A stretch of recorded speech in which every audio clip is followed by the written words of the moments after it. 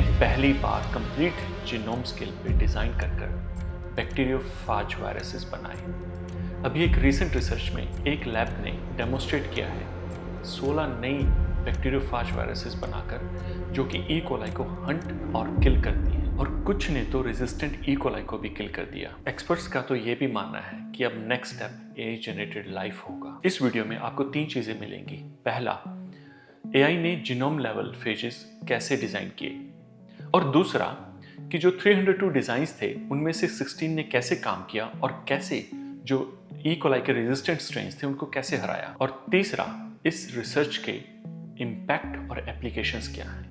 और सबसे पहले why this is a big deal. हम एआई डिजाइन्ड प्रोटीन्स देख चुके हैं। पूरा जीनोम्स एआई के द्वारा लिखना बहुत ही मुश्किल है, बहुत टफ है। क्यों?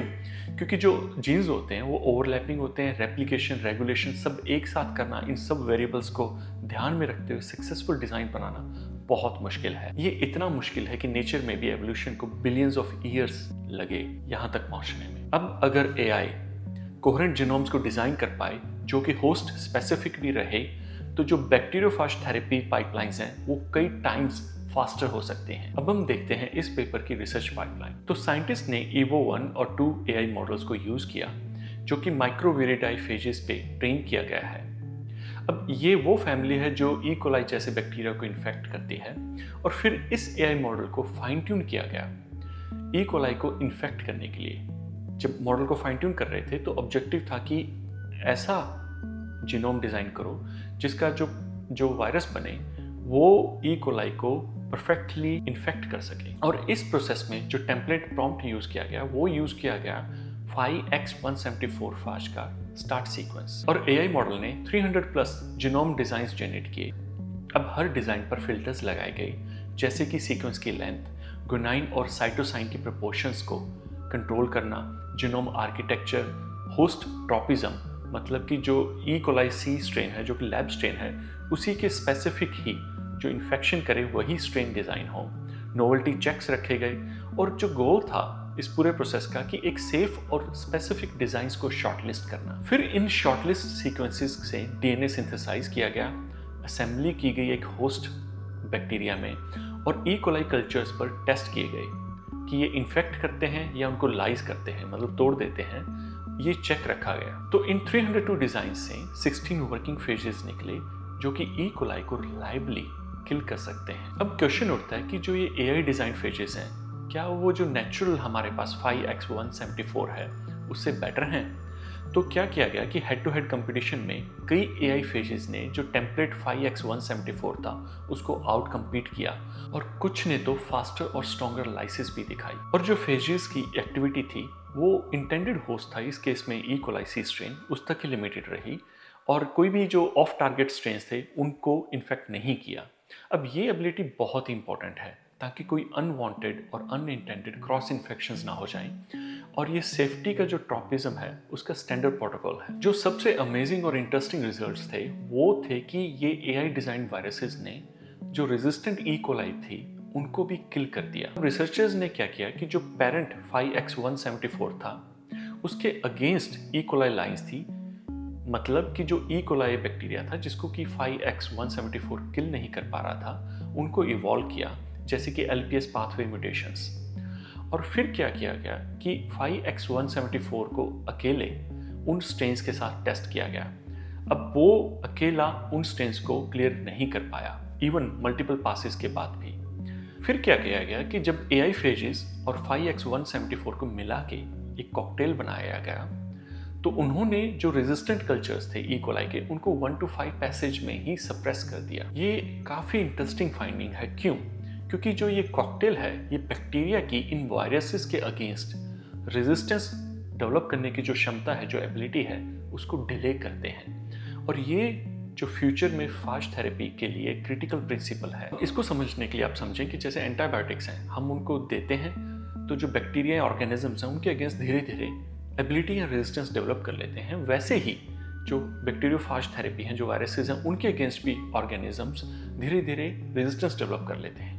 तो ये जो फ्यूचर फेज थेरेपी है उसके लिए बहुत ही क्रिटिकल प्रिंसिपल है। अब एक क्विक मैकेनिज्म स्नैपशॉट, जो कि बैक्टीरियोफाज जीनोम्स होते हैं वो काफ़ी कॉम्पैक्ट होते हैं। जैसे कि इस केस में लगभग 5000 न्यूक्लियोटाइड का साइज है, हमारा ह्यूमंस का लगभग 3.2 बिलियन न्यूक्लियोटाइड का साइज होता है। अब ये इतना कॉम्पैक्ट है तो इसके जीन्स ओवरलैप करते हैं। कैप्सिड, रेप्लिकेशन, रेगुलेशन सब कुछ कोऑर्डिनेटेड होते हैं सारे प्रोसेस।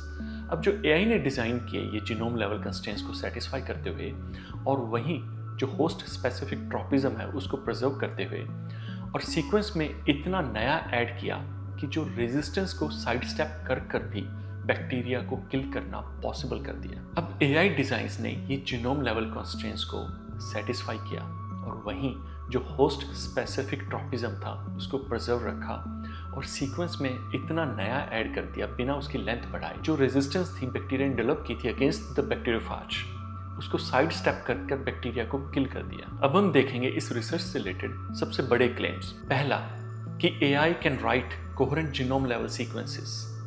आंसर है हाँ, बैक्टीरियोफाजेस के लिए लैब में। दूसरा, क्या अब next step AI generated life है?